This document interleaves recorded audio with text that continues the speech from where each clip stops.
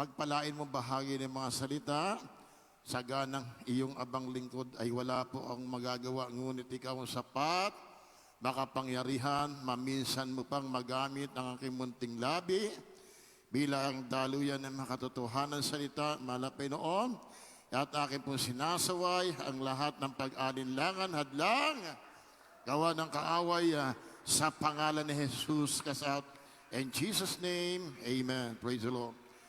Tayo po makakaupo na, mga minamahal, at ako po ay muli pong papaabot ng pagluluwalhati, pagsamba sa ating pinakamamahal na Panginoong Hesukristo. At dobling paggalang po ang aking ipinapaabot sa ating mga magulang sa malapinoon, sa ating beloved Pastor Evangelist Weldy Estrada Almeda.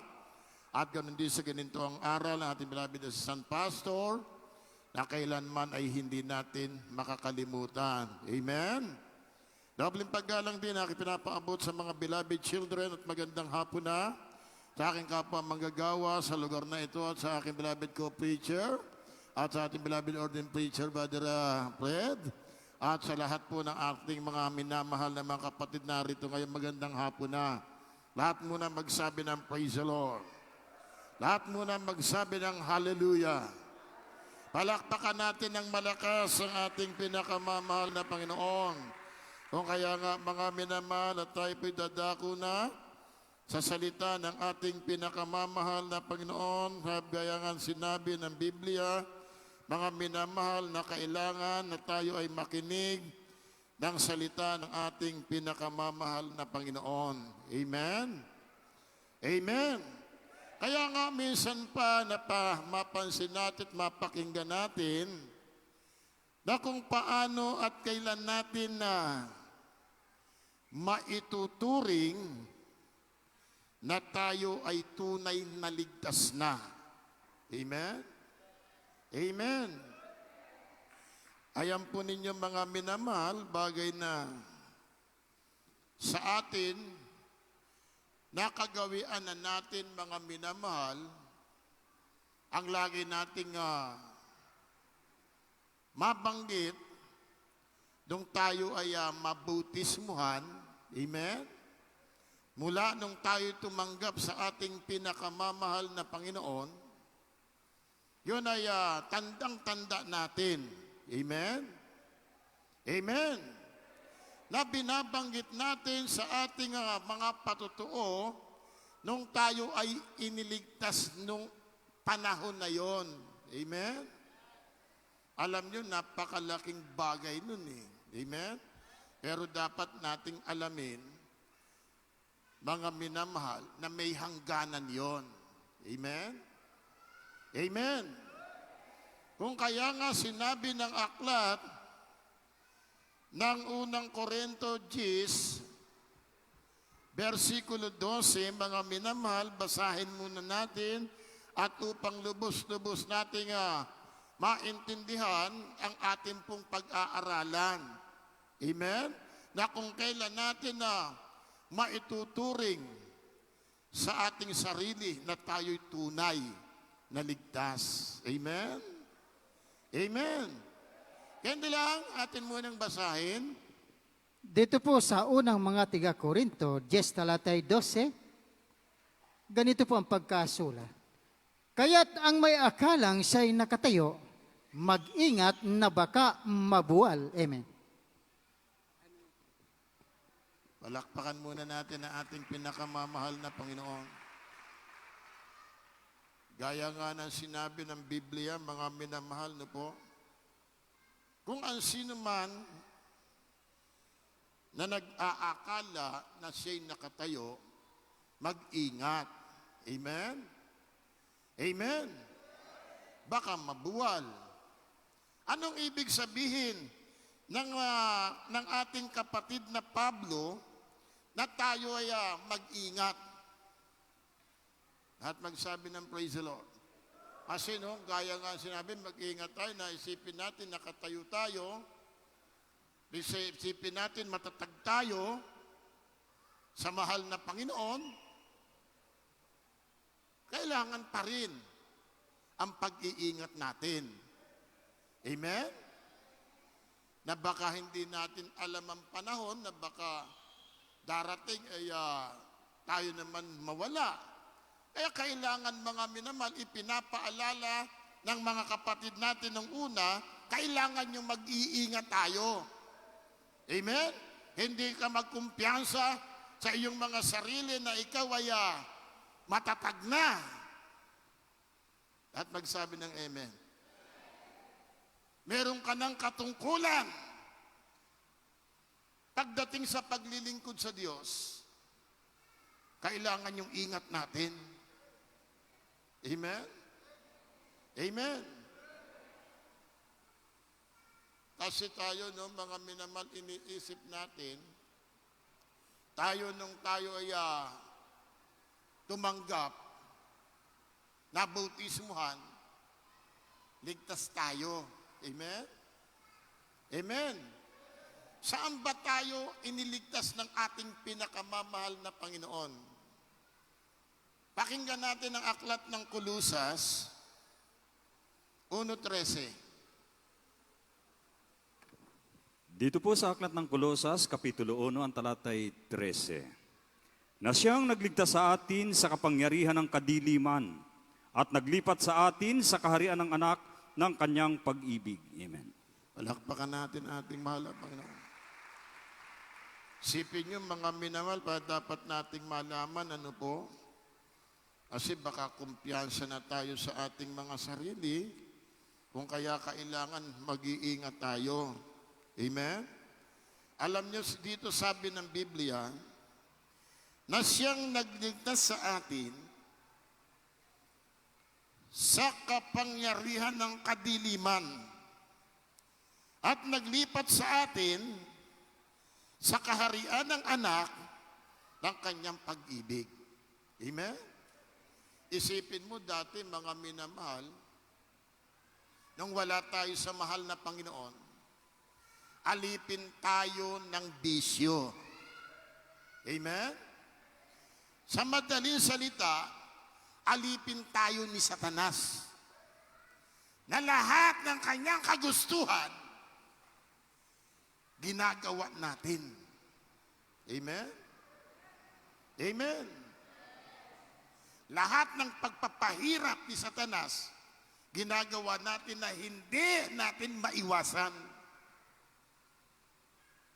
Pero nung tumanggap tayo sa ating pinakamamahal na Panginoon, dahil na rin sa pananalangin, sakripisyo ng ating mga magulang sa Panginoon, may puwersa, amen, na nagdala sa iyo sa gawain ng ating Panginoon at tumanggap ka, sa pilitan kang kinuha ng ating pinakamamahal na Panginoon.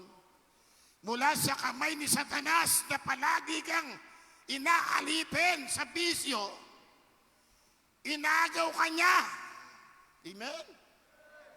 Sa pilitan kang inagaw ng ating Panginoon sa kamay ni Satanas upang bilagay ka niya sa kanyang palad at ipadama ang pagmamahal, pag-ibig.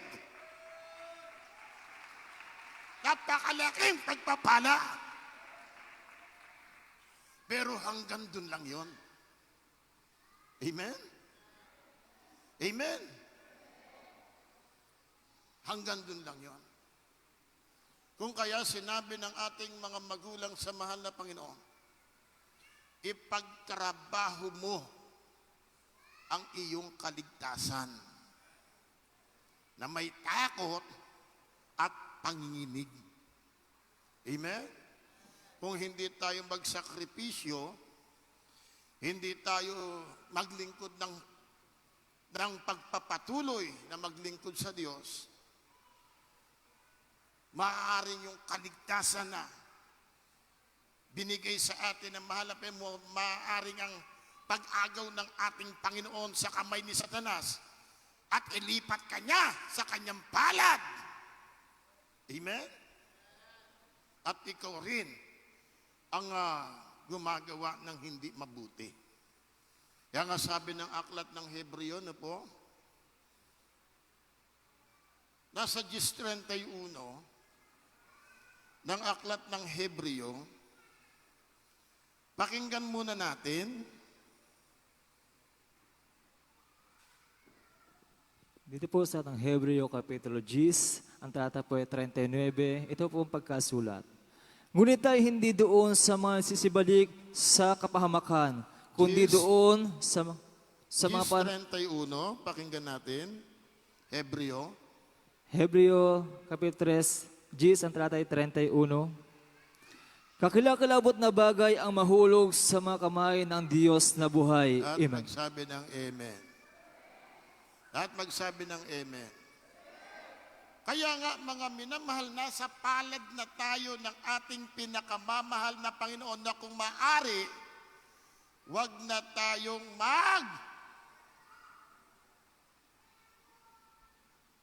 mag-isip pa ng hindi maganda.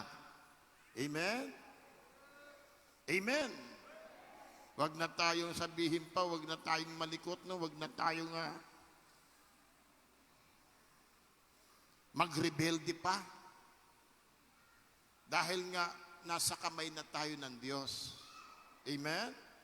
Kung hindi tayo susunod sa kalooban ng ating Panginoon, baka mahulog ka. Amen? Amen? At pag nahulog ka, sabi nga, pakilakilabot. Amen? Palakpakan muna natin ang ating mahal na Panginoon. Kung kaya nga mga minamahal, kung iniisip nating tayo ligtas, ipagtrabaho mo. Amen? Kasi sabi ng aklat ng Marcos 16, ang sumasampalataya at mabautismuhan, siyang maliligtas. Amen? Amen? Iba yung salitang ligtas na at iba yung maliligtas pa lang. Amen? Amen? Ano pa sabi? Ang magpatuloy hanggang sa wakas, siya ang maliligtas. Kaya kailangan natin yung sa pananampalataya natin, dapat maging maingat tayo. Ano ang sabi pa ng Biblia, 3:8 ng aklat ng Tito?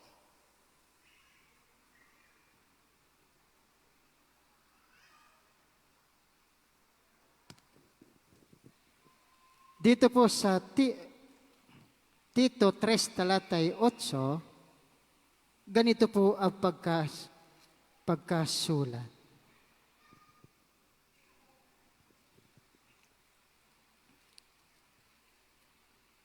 Huwag ninyong papagmatigasin ang iyong mga puso na gaya 3:8 po ng Tito yan.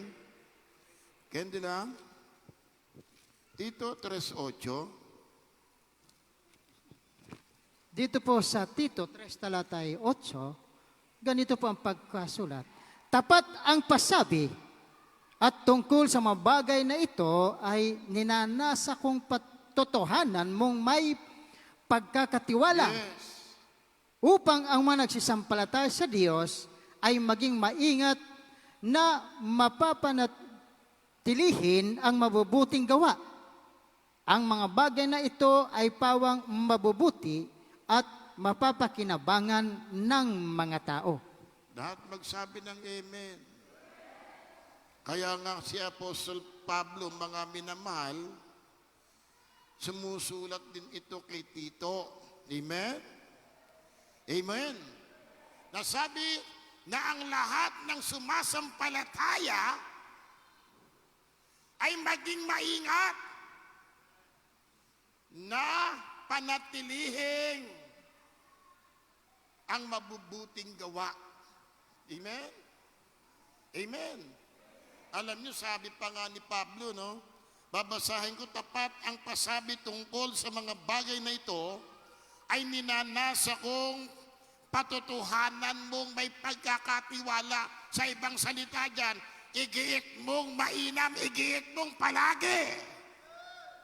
Amen? Igiit mong palagi na ang lahat ng mananampalataya, sumasampalataya, ay maging maingat na mapanatili ang mabubuting gawa.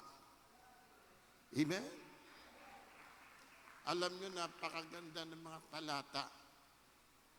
Napakalinaw na ating dapat malaman. Amen? Sapagkat maging si Apostol Pablo, na kahit siya ay apostol na, alagad na ng ating pinakamamahal na Panginoon. Ano sabi niya? Pakinggan natin sa aklat ng Pilipos. Pilipos 3:12 hanggang 14. Dito po sa aklat ng Filipos, Kapitulo 3, ang talatay 12 hanggang 14.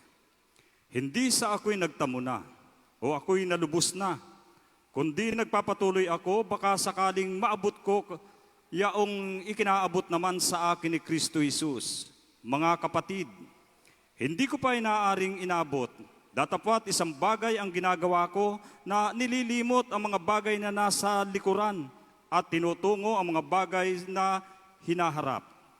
Nagtutumulin ako sa hangganan sa gantimpala ng dakilang pagtawag ng Diyos na kay Kristo Jesus. Amen. Palakpakan natin, mahal na Panginoon. Sa Apostol Pablo, mga minamahal, tinuturing niya sa kanyang sarili. Hindi pa siya ganap. Amen? Amen. Hindi pa siya, hindi pa niya natamo ang tunay na kaligtasan. Amen? Sabi niya, hindi sa ako'y nagtamo na, o ako'y nalubos na, kundi nagpapatuloy ako, baka sakaling maabot ko yaong ikinaabot naman sa akin ni Kristo Jesus. Amen?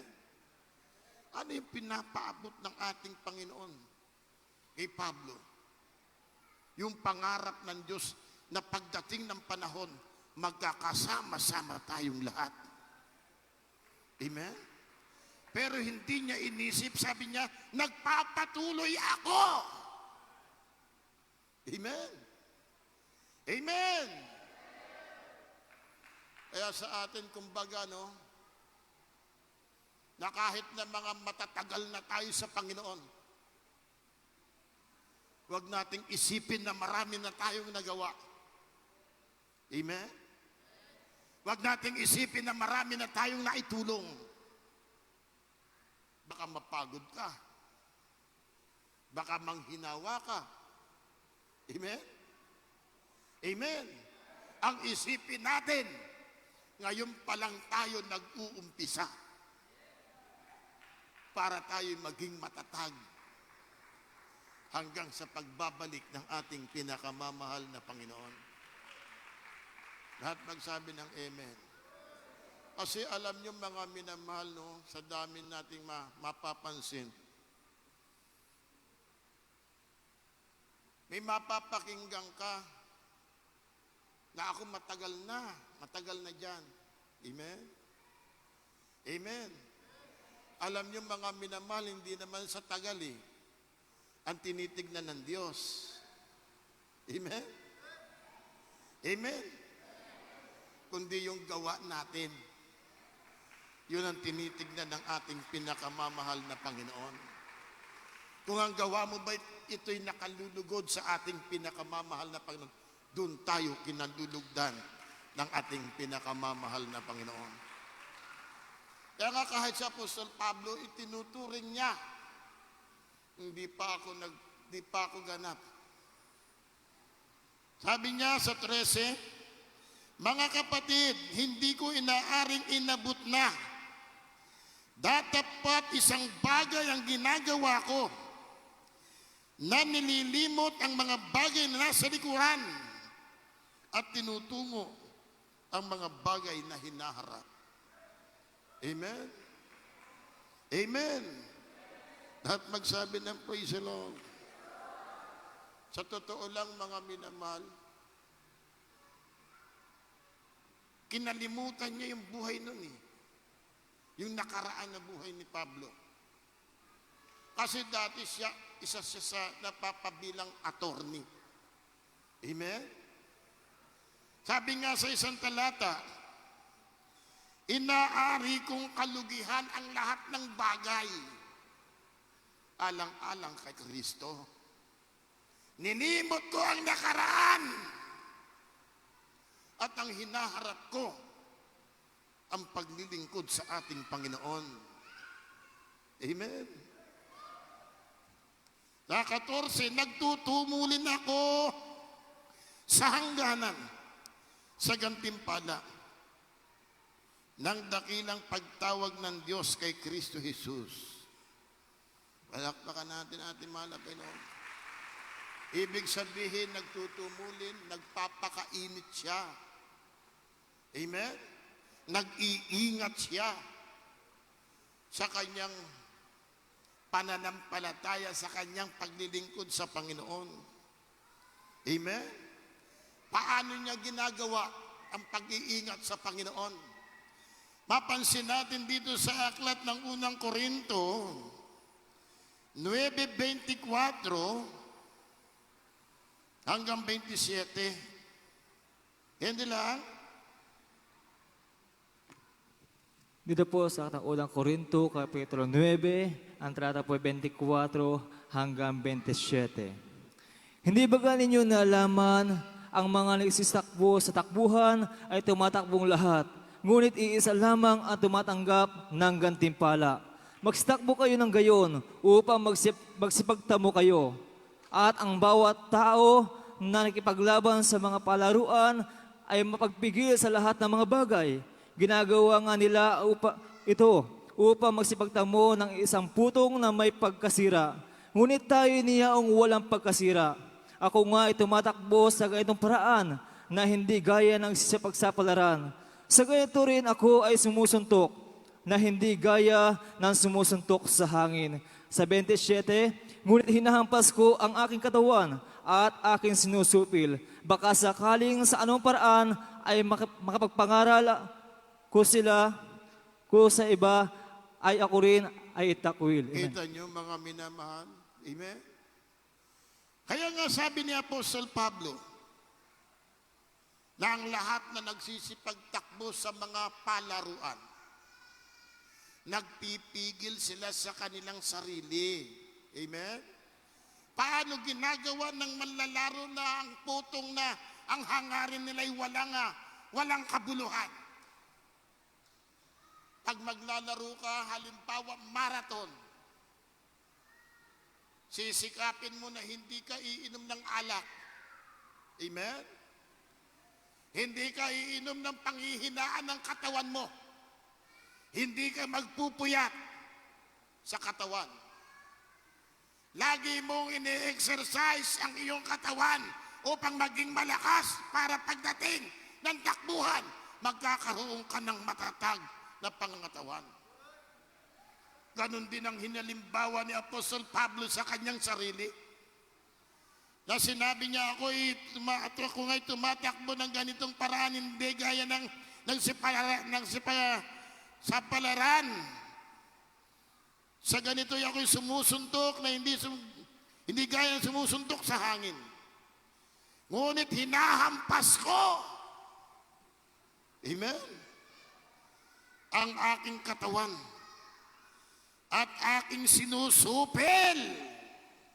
Amen. Amen. Baka sakaling sa anumang paraan, pagkapangaral ko sa iba, ay ako rin ay matakwil. Amen? Yan nga kahit si Apostol Pablo, ingat siya. Amen? Amen? Na kahit apostol siya, mangangaral siya, sinusupil niya yung kanyang sarili. Tinitignan niya yung kanyang sarili, ginagawa niya kung ito ba'y nagiging kalugod-lugod sa ating pinakamamahal na Panginoon. Bawat salita niya, tinitignan niya, pinipili niya kung na ito'y magiging tanging kalugod-lugod sa Diyos. Amen. Amen. Bilang mangangaral, ingat siya. Lahat magsabi ng praise the Lord. Lahat magsabi ng hallelujah. Paano niya iniingatan ng kanyang sarili? Maraming paraan. Amen? Dahil ang kalaban din ng Diyos ay hindi sabihin na wala siyang puwersa. Mapuwersa siya na hindi mamamalayan ng sino mang tao, sino mang mananampalataya, sino man mangangaral. Amen? Amen. Kaya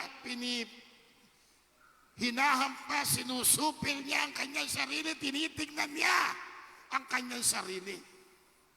Na baka sa kanyang pagkapangaral sa iba, baka rin siya naman ay itakwil. Amen? Kasi tayo, bilang mananampalataya, limitado ang ating salita. Amen? Amen? Hindi ko mo mataas ang iyong kinalalagyan. Iniisip mo nasa iyo na ang karapatan ng kahit anong salitain mo. Hindi. Amen? Amen! Palakpakan muna natin ating mahal na Panginoon. Si Apostol Pablo, mapakinggan mo mga kapatid, sinusupil niya sa sarili niya. Amen? Na talagang handa siyang humarap bilang mangangaral, bilang mananampalataya, na alam niya na ang pwersa ng kalaban ay talagang matindi. Amen? Alam niyo may tatlong pwersa ang kalaban na hindi basta-basta mamamalayan. Amen? Amen? Kaya kita niyo mga kapatid, marami ng mangangaral ang tinamaan ng pwersa ng kalaban, wala na sila. Bakit? Dahil hindi sila nag-ingat ng kanilang sariling pananampalataya. Amen? Amen? Sa Amoranto nga, meron lumalait sa akin eh. Na nag-umpisa ako sa pagpe-first bath. Di nila alam. Sa Palawan pa, mangangaral na ako. Pero hindi ko inisip yun. Sabi ko, nung makita ko mahal na pastor, ito talaga ang totoong pastor. Kahit dito na lang ako magpasakop. Kahit tagabukas na lang ako ng gate, masaya na ako. Dahil naniniwala akong dito ako maliligtas. Amen? Kilala niyo yung tagilid yung leeg? Ordained preacher dati yun dahil sa hindi nila pag-iingat. Amen? May tatlong persa ang kalaban na dapat nating pagkaingatan. Amen? Hindi komo, hindi ka preacher, di ka mangangaral, di ka mag-iingat, kasama tayo sa pag-iingat. Amen? Una, puwersa ng kalaban sa pera. Amen? Pag hindi yun, huwag mong galawin. Amen? At magsabi ng amen. Meron pa. Ayoko nang sabihin. Baka sabihin nyo, pinatatamaan ko kayo sa ibang araw na.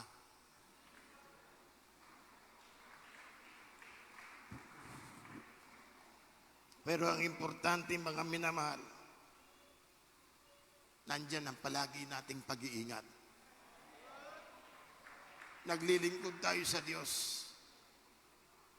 Buhay ang Diyos natin.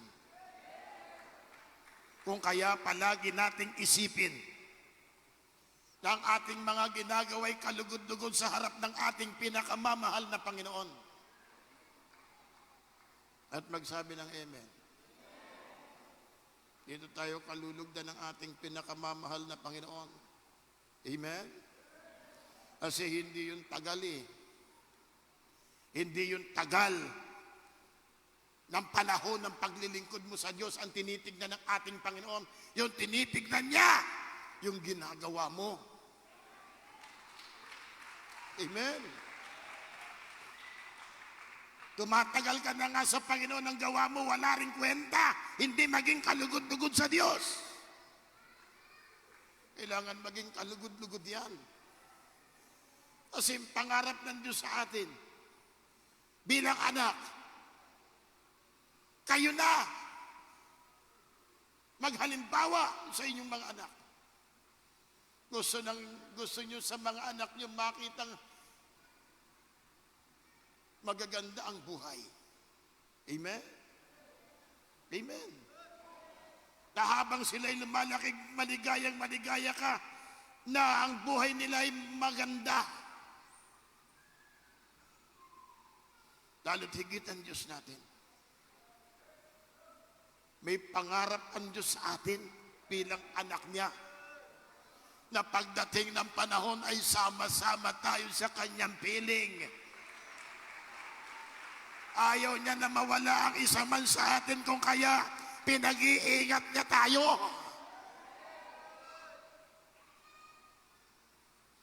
Purihin ang ating pinakamamahal na Panginoon. Sa bagay, may sinabi ang Biblia, naligtas ka. Aklat unang Korinto, 15:1-2.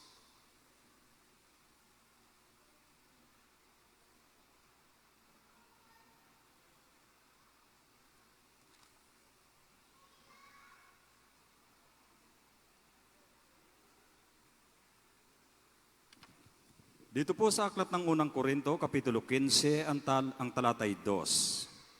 Sa pamamagitan naman nito'y ligtas kayo kung matyagan ninyong iingatan ang salitang ipinangaral ko sa inyo, maliban na kung kayo'y magisampalataya ng walang kabuluhan. Amen. Palakpakan natin ang ating mahal na Panginoon. Alam mo, dito lang naman tayo makasisiguro ng kaligtasan eh. Amen? Dito lang tayo makasisiguro ng kaligtasan, dito lang sa misteryong ng Jesus Miracle Crusade International Ministry. Kaya't hindi masasayang ang ating mga sakripisyo. Kaya sabi sa 2, sa pamamagitan naman nito'y ligtas kayo. Amen? Kung matiyaga ninyong susundin, amen, ang ipinangaral ko sa inyo, maliban na kung kayo'y sumampalataya ng walang kabuluhan. Amen. Sipin niyo mga kapatid, dito lang yun. Ito lang ang natatanging ministeryo na makatitiyak ka ng kaligtasan. Bakit? Ang ating magulang sa mahal na Panginoon, stricto siyang mangaral. Amen? Lalo na ang ating beloved assistant pastor. Stricto siya. Na kaya tayo ay napapaloob sa sinasabing buong katotohanan. Bakit? Itong itinuturo ng ating beloved assistant pastor. Hebreo 12:14.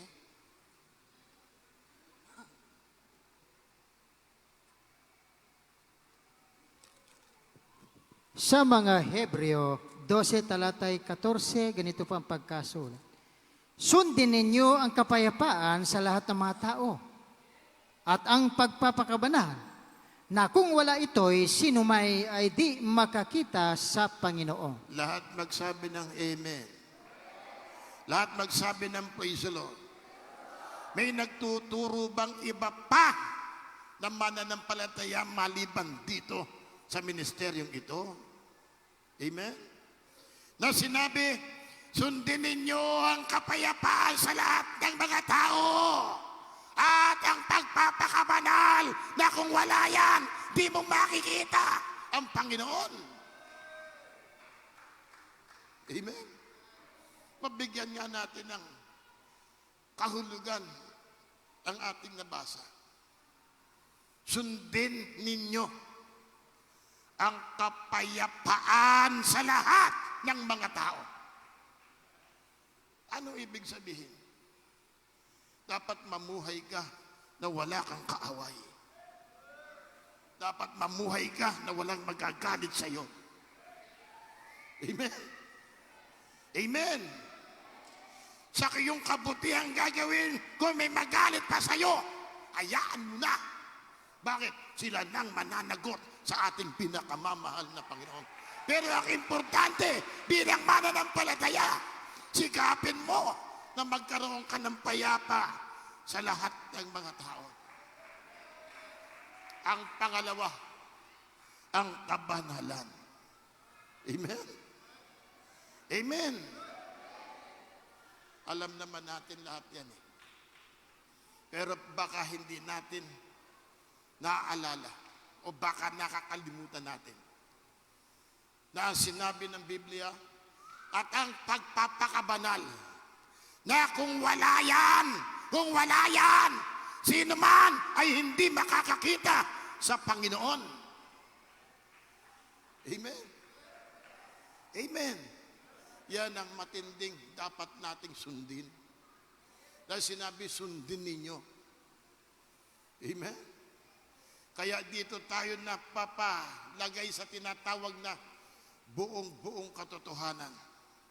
At ito lamang ministeryong ito ang itinuturing na naligtas kayo kung susundin ninyo ang mga sinasabi ng Biblia. Amen? Meron pa bang iba na nagtuturo ng kabanalan? Wala maliban dito. Amen? Tignan mo ang saksi. Sanlibutan yan. Kaya napakalabo. Amen? Kasi sa pastoral meron diyang chapel ng saksi. Dahil sa kanilang kagustuhan sumunod sa uso sanlibutan, kahit hiwalay nga tuhod maikli pa rin ang palda. Di nila naisip na kahiya-hiya sila. Amen? Amen? Hiwalay nga tuhod nagsusuot pa rin ng maikling palda. Makasunod lang sa sanlibutan. Amen? Malayong-malayo sa katotohanan. Ito lang, bukod tanging ito lang na ministeryong ito. Ang tinutukoy ni Apostol Pablo, naligtas kayo kung maliban na kung kay sampalataya walang kabuluhan. Amen?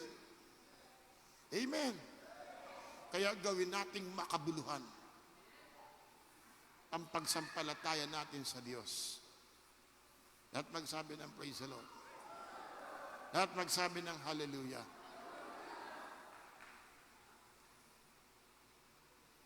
Di ba kayo natutuwa, mga minamahal? Di ba natin itaas pa natin minsan ang ating mga kamay? Kaya nga sa atin mga minamahal, hindi patagalan paglilingkod natin sa Diyos, yung gawa. Amen? Meron ako nadinig sister, wag mo kong ma-review ka dahil mas matagal ako sa'yo, matured na ako. Amen? Sa atin mga minamahal, mapalad tayo kung tayo'y pinapansin. Amen? Hindi naman yun na paglapastangan bilang sa kamatsuran mo, sa tagal na ng paglilingkod mo sa Panginoon. Nagpapaalala lang yan. Amen? Dahil mahal na rin tayo. Kung tayo nagkakamali, sinaway ka, huwag kang magalit dahil pinapaalala lang sa'yo na meron tayong Diyos na dapat paglingkuran. Meron tayong Diyos na dapat sundin. Amen. Kaya si Apostol Pablo, kailan niya tinuring? Tapos na, sabi ni Apostol Pablo. Pero nung malakas niya, hindi niya sabi yun eh. Pakinggan natin aklat ng Ikalawang Timoteo 4:6 hanggang 8. Dito niya tinuring, dito niya na inisip na ligtas na siya. Yan din lang. Dito po sa Ikalawang Timoteo, Kapitulo 4, ang tata po ay 6 hanggang talatang 12. Sapagat ako'y inalay na, at ang panahon ay aking pagpanaw ay dumating na. Nakipagbako na mabuting pakikipagbaka. Natapos ko ang aking takbo. Iningatan ko ang panampalataya. Buhat ngayon ay natatanan sa akin ang putong na katwiran na ibibigay sa akin ng Panginoon na tapat na hukom sa araw na iyon. At hindi lamang sa akin, kundi sa lahat din naman ng mga naghahangad sa kanyang pagpapakita. Magsikap kang pumarini na madali sa akin. Jesus. Amen. Praise the Lord. Hanggang dyan na lang. Nakita niyo mga kapatid, meron ba kayong natatanaw na talata? Meron na po. Amen? Baka malabo, kailangan sikapin natin na talagang mabigyan ng linaw yan. Amen? Now, sabi ni Apostol Pablo, sapagkat ako'y inialay na at ang panahon ng aking pagpanaw ay dumating na. Amen? Ibig sabihin, bago niya, sinabi na, ganap na, tapos na, nung mamamatay na siya. Amen? At sa kanyang kaalaman, binigyan niya ng halaga ang pananampalataya. Lahat magsabi ng praise the Lord. Nakipagbaka ako ng mabuting pakikipagbaka. Natapos ko na ang aking takbo. Iningatan ko ang pananampalataya. Amen? Tayo mga minamahal, nakakatiyak ba tayo? Amen. Pinagbabaka mo ba pananampalataya? Pinagtatrabaho mo ba kaligtasan? Kung hindi, ngayon, sa araw na ito, lumapit ka sa Diyos, humingi ka ng tulong. Panginoon, sadyang mahina ako. Alam ko na kaya mo akong patatagin. Kaya mo akong palakasin sa aking pananampalataya. Lumapit tayo sa Diyos. Bigyan natin ng halaga ang paglilingkod natin sa Diyos.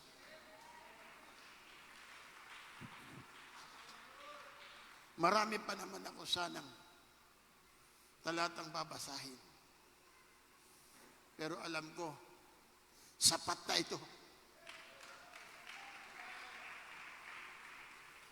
Alam ko, sapat na yan.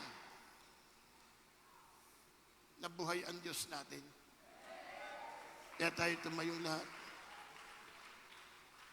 At habang tayo umaawit,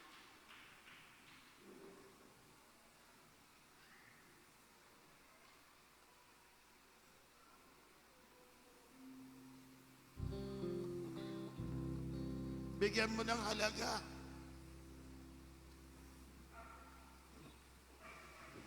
Si Apostle Pablo, mula nung naglingkod siya sa Diyos, iniwanan niya lahat ng mga bagay, kinalimutan niya. Inari niyang kalugihan ang lahat ng bagay alang-alang sa Panginoon.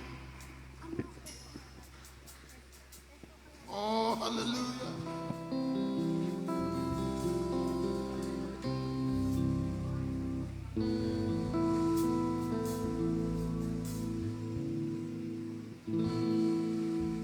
Habang umaawit tayo. Dati ako'y para ngayon, nag-isa nagmahal sa akin. Ang sagot sa aking dalangin, wala nang iba, Jesus. Ngayon ay nalalaman ko na sa iyo ako'y may halaga. O salamat, nakilala kita. Sa ating pinakamamahal na Panginoon. Kung kaya masakit man sa ating mga sarili, ako'y para bang nag-iisa. Kahit mayroon ka mga kasama, maaaring itinutuwid na tayo naman damdamin nila. Kaya lang natin kay Jesus, ngayon ay nalalaman ko na sa iyo ako'y may halaga. O salamat, nakilala kita. O Jesus, ikaw ang nagbigay ng pansin. Ang sanging nagmahal sa akin. Ang sagot sa aking dalangin, wala nang iba, Jesus. Ngayon ay nalalaman ko na sa iyo ako'y may halaga. O salamat, nakilala kita. O Jesus, ikaw lang nagbigay ng pansin. Ang sanging nagmahal sa atin. Ang sagot sa aking dalangin, wala nang iba, Jesus. Ngayon ay nalalaman ko na sa iyo ako'y may halaga. Mga anak, huwag kayong maggunumihanan. Pupunta ako sa Sama. Ipaghahanda ko kayo ng dakong kalalagyan. Kung maipaghanda ko na kayo, muli ko kayong babalikan. At kung saan ako naroroon, doon kayo doon, magpakailanman. Yan ang pangarap ng ating Panginoon. Kung kaya nga mga minamahal, lalo na sa ating kapatid na baguhan, bigyan natin siya ng daan para matanggap niya ang ating mahal na Panginoon. Kung taon sa puso niya susunod sa ating mga pananalangin, Alam ko, pangakuan siya ng ating Panginoon na dadating ang oras, kukunin niya, kasama na tayo. Mahal na kapatid, wala kang ibang gagawin, taas mo lang iyong kanang kamay. Sabihin mo, mahal na Panginoong Hesus, ako po'y nagpapasalamat sa iyong mga salita na aking napakinggan. Mahal na Panginoon, naririto po ako. Ano man dahilan na may nagdala sa akin, alam ko ikaw ang gumawa nito. Patawarin mo po ako sa aking mga nagawang kasalanan. Magmula nung ako'y magkaisip hanggang sa mga oras na ito. Mahal na Panginoon, iligtas mo po ako, 10 ng aking mga mahal sa buhay. Bigyan mo po ako ng kalakasan pananampalataya na habang ako'y nabubuhay, mapaglingkuran kita.